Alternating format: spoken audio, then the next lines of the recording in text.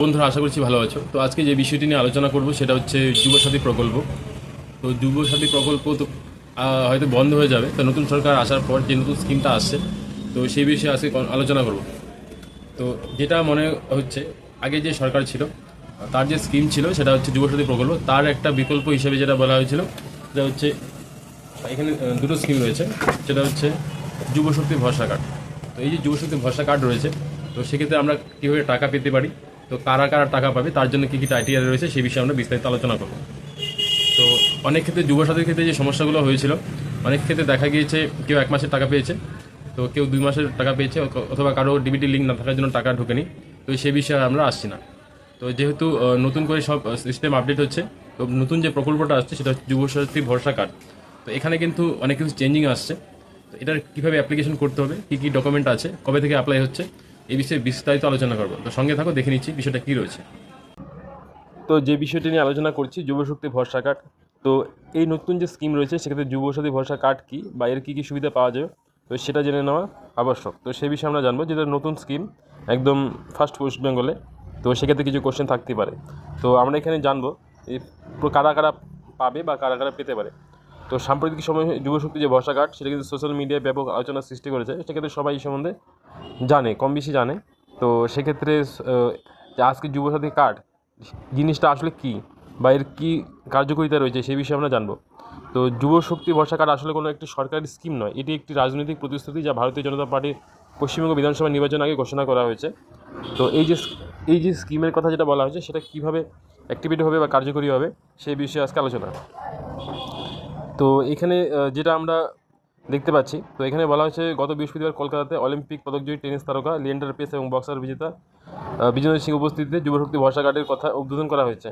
তো সেক্ষেত্রে যেহেতু ভোটের আগে এই বিষয়টা বলা হয়েছিল, তো আশা রাখছি বর্তমান যে সরকার গঠন হয়েছে, তো সেই সরকার যে প্রতিশ্রুতি ছিল, তো তার উপর ভিত্তি করে কিন্তু কাজগুলো হবে। তো এই মূল বিষয়টা কি, দেখো এখানে যেটা বলা হয়েছে, চাকরি না পাওয়া পর্যন্ত পশ্চিমবঙ্গের প্রত্যেক যুবক যুবতীদের প্রতি মাসে 3,000 টাকা করে আর্থিক সহায়তা দেবে।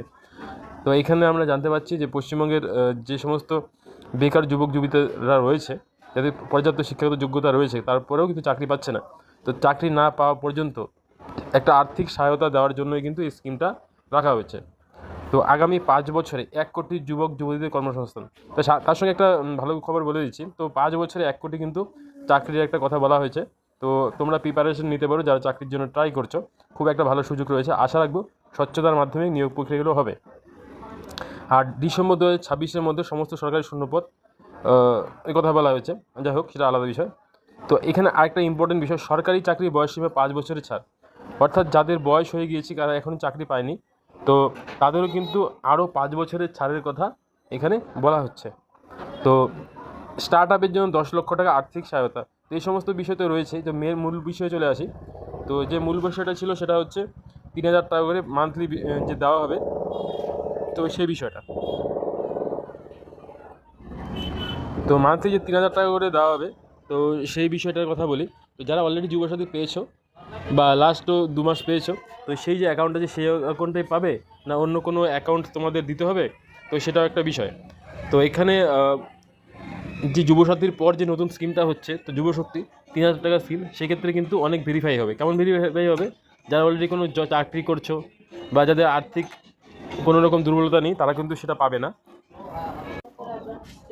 তো সেক্ষেত্রে নতুন যে সিস্টেমটা আসবে, তো সেক্ষেত্রে যারা কোনো সার্ভিস করেন না অথবা কোনো লাভজনক ব্যবসার সঙ্গে যুক্ত নয়, অর্থাৎ যাদের কোয়ালিফিকেশন থাকা সত্ত্বেও এখনও বিভিন্ন কারণে চাকরি পাননি, তাদের জন্য কিন্তু এই স্কিমটা। তো অ্যাপ্লিকেশন করার জন্য যে ডকুমেন্টসগুলো লাগবে, তো সেটা হচ্ছে পরিচয়পত্র হিসাবে আধার কার্ড এবং ভোটার কার্ড লাগবে। আর তার সঙ্গে সঙ্গে একটি ব্যাঙ্ক অ্যাকাউন্ট কিন্তু থাকতে হবে। এই হচ্ছে ডকুমেন্টস। তার সঙ্গে অন্যান্য ডকুমেন্টস কিন্তু চাওয়া হতে পারে, যেটা পরে বিজ্ঞপ্তির মাধ্যমে জানিয়ে দেওয়া হবে। আর অ্যাপ্লিকেশনটা কীভাবে করতে হবে, অ্যাপ্লিকেশন অনলাইন পদ্ধতিতে হওয়ার সম্ভাবনা রয়েছে। তো সেক্ষেত্রে অ্যাপ্লাই করলে যে টাকা পাবেন সেই রকম বিষয় নেই। অ্যাপ্লাই করার পর যে ডকুমেন্টসগুলো আছে সেগুলো ভেরিফাই করা হবে, সবগুলো সঠিক কিনা বা আপনি এলিজিবল কিনা। তো তারপরেই কিন্তু আপনি টাকাটা পাবেন। আর একবার টাকা যদি পাওয়া যায় স্টার্ট হয়ে যায়, সেক্ষেত্রে পরবর্তীকালে টাকা পেতে কোনো অসুবিধা হবে না। অর্থাৎ রিনিউয়ালের কোনো কথা কিন্তু এখানে বলা হয়নি। তো তোমরা স্ক্রিনে দেখতে পাচ্ছ যুবশক্তির যে ভরসা কার্ডটা, এটা কিন্তু রাজনৈতিক প্রতিশ্রুতি ছিল, তো যেটা এখনও কিন্তু বাস্তবায়িত হয়নি।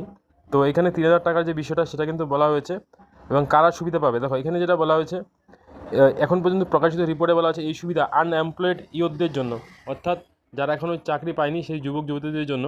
তো তার জন্য নির্দিষ্ট কিন্তু একটা বয়স সীমা সেটা ধার্য করা হবে। তার সঙ্গে শিক্ষাগত যোগ্যতা, family income limit, marital status, caste base rule ইত্যাদি কোনো পূর্ণ অফিসিয়াল গাইড প্রকাশিত হয়নি, তাই এগুলো নিয়ে এখনও কিন্তু সঠিকভাবে কিছু বলা যাচ্ছে না।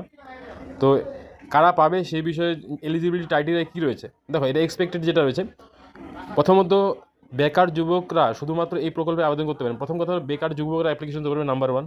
দ্বিতীয় হচ্ছে আবেদনকারীদের পশ্চিমবঙ্গের স্থায়ী বাসিন্দা হতে হবে। তৃতীয়ত মিনিমাম মাধ্যমিক পাস হতে হবে, এটা কিন্তু সম্ভাব্য বিষয়। আর আবেদনকারী যে বয়সটা সেটা হবে 21 থেকে 40-এর মধ্যে। আর সেটা যদি অনলাইনে টাকাটা পাঠানো হবে তো সেটা ডিবিটি লিঙ্কের মাধ্যমে কিন্তু দেওয়া হবে। তো সেক্ষেত্রে ব্যাংকের অ্যাকাউন্টটা ডিবিটি লিঙ্ক করে নেবে।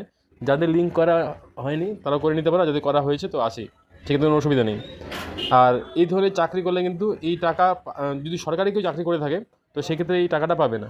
তো অনেকের কোশ্চেন থাকতে পারে যে আমি যদি এই প্রকল্পের জন্য অ্যাপ্লিকেশন করি সেক্ষেত্রে কি আমার কোনো চাকরির ক্ষেত্রে বাধা হতে পারে? এই জিনিসটা কিন্তু ক্লিয়ার করে দিচ্ছি, এক্ষেত্রে কোনো বাধা নেই। আবার ক্লিয়ার করছি, অনেকে ভাবে যে আমি এই যে অ্যাপ্লাইটা যদি করি সেক্ষেত্রে যে আমি চাকরি অ্যাপ্লিকেশন করি সেক্ষেত্রে আমার চাকরি পাওয়ার ক্ষেত্রে কোনো সমস্যা হতে পারে কি না। তো এখানে এই ধরনের কোনো সমস্যা নেই, কিন্তু যদি তুমি চাকরিটা পেয়ে যাও তো সেক্ষেত্রে এই যে ভাতা বা যেই স্কিমটা রয়েছে তো সেক্ষেত্রে কিন্তু তোমার এটা বন্ধ হয়ে যাবে, ঠিক আছে। আর এই বিষয়ে যখন বিস্তারিত দিয়ে দেওয়া হবে, আরও এই বিষয়ে বিস্তারিত আলোচনা করব। তো আবেদন যে প্রসেসটা সেটা কিন্তু একটা পোর্টাল অ্যাক্টিভেট হবে, সেই পোর্টাল থেকে কিন্তু অ্যাপ্লিকেশন করতে হবে। অ্যাপ্লিকেশন যে প্রসেসটি রয়েছে সেটা কিন্তু অনলাইনেই করতে হবে, যা খুব শীঘ্রই চালু হচ্ছে। প্রথমত যে যুবশক্তির যে ওয়েবসাইট সেটা যখন লঞ্চ হয়নি, তো অফিসিয়াল ওয়েবসাইট যখন লঞ্চ হবে তো তারপর মোবাইল নাম্বার যেটা রয়েছে তোমার অ্যাক্টিভ সেটা রেজিস্ট্রেশন করতে হবে। মোবাইল নাম্বার রেজিস্ট্রেশন করার পর পার্সোনাল ডিটেলস বলতে নাম, বাবার নাম, ডেট অফ বার্থ, এই সমস্ত বিষয়। তাছাড়া অ্যাড্রেস হচ্ছে রেসিডেন্সিয়াল অ্যাড্রেস, অর্থাৎ যেখানে তুমি থাকো। ব্যাংকের ডিটেলস, কোন ব্যাংকে অ্যাকাউন্ট রয়েছে, অ্যাকাউন্ট নাম্বার কত, এই সমস্ত বিষয় দেওয়ার পাশাপাশি তোমাকে শিক্ষাগত যোগ্যতার যে ডকুমেন্টসগুলো সেগুলো কিন্তু সাবমিট করতে হবে। অর্থাৎ যদি মাধ্যমিক পাস করে থাকো, উচ্চ মাধ্যমিক বা গ্র্যাজুয়েশন বা যাই করে থাকো তো সেটা তোমাকে এখানে মেনশন করতে হবে, অর্থাৎ ডকুমেন্টসগুলো আপলোড করতে হবে। ফর্ম ফিল আপের শেষে যাবতীয় ডকুমেন্টসগুলি আপলোড করতে হবে যেটা বললাম। তো তারপর সবগুলো চেক করে সাবমিট হবে। সেই সাবমিট হওয়ার সঙ্গে সঙ্গে যে টাকা পেয়ে যাবে এরকম বিষয় নেই। তো সেই সাবমিট করার পর যে ডকুমেন্টসগুলো সাবমিট হয়েছে সেগুলো ভেরিফাই হবে। তো ভেরিফাই হওয়ার পর যদি মনে হয় যে তুমি এলিজিবল রয়েছো তাহলে কিন্তু সেই টাকাটা পেয়ে যাবে। আর আরও বলছি যে ডকুমেন্ট যখন সাবমিট করবে ভালোভাবে দেখে নেবে তোমার যে Aadhaar number, bank account number, mobile number সবগুলো ঠিকঠাক দেবে। তো সেক্ষেত্রে যদি ভুল থাকে তো সেক্ষেত্রে কিন্তু তোমার যে আবেদনটা সেটা বাতিল হতে পারে। এখানে দেখো মেনশন করা আছে কী কী ডকুমেন্টস লাগবে। আধার কার্ড লাগবে, অ্যাড্রেস প্রুফ হিসেবে ভোটার কার্ড দিতে পারো। আমার যা মনে হচ্ছে ভোটার কার্ডটা অবশ্যই লাগবে, ঠিক আছে, সেটা এখনও মেনশন হয়নি। তো আধার কার্ড লাগবে, ভোটার কার্ড লাগবে। ভোটার কার্ডটা হচ্ছে অ্যাড্রেস প্রুফ হিসেবে ইউজ হতে পারে। আর জন্মের প্রমাণপত্র বা এজ প্রুফ হিসাবে মাধ্যমিকের এডমিট কার্ড অথবা জন্ম সার্টিফিকেট তোমরা কিন্তু সাবমিট করতে পারো। আর ব্যাংক যে অ্যাকাউন্ট থাকবে সেটা যেন অবশ্যই ডিবিটি লিঙ্ক থাকে। আর ডিবিটি লিঙ্ক করলে তোমরা অনলাইনে করতে পারো অথবা তোমরা নির্দিষ্ট ব্যাংকে গিয়েও করতে পারো। আর এডুকেশন সার্টিফিকেট অর্থাৎ মাধ্যমিক পাস থাকলে মাধ্যমিকের সার্টিফিকেট অথবা রেজাল্ট এগুলো কিন্তু সাবমিট করতে হবে। আর আনএমপ্লয়ি রিলেটেড ডকুমেন্টস অর্থাৎ তুমি যে আনএমপ্লয়ি রয়েছো তারও কিন্তু একটা প্রমাণপত্র দিতে হবে। তো সেই প্রমাণপত্র তোমরা অঞ্চল থেকে অথবা বিডিও অফিস থেকে কালেক্ট করতে পারো। যদি সেটা চাই সেটা কীভাবে করতে হবে সেটা আমি পরবর্তীকালে ভিডিওতে আমি জানিয়ে দেবো। যারা অলরেডি চ্যানেলে সাবস্ক্রাইব করে রেখেছো তারা বেল আইকন প্রেস করবে অল, আর যারা এখনও করেনি তারা করে রাখবে, তাহলে পরবর্তীকালে স্টেপ বাই স্টেপ আমি বলবো। আর এই বিষয়ে যদি কারো কোনো কোশ্চেন থাকে কমেন্ট বক্সে কমেন্ট করতে পারো। তো ভিডিওটি দেখার জন্য অসংখ্য ধন্যবাদ। দেখা হচ্ছে নেক্সট ভিডিওতে। Thank you.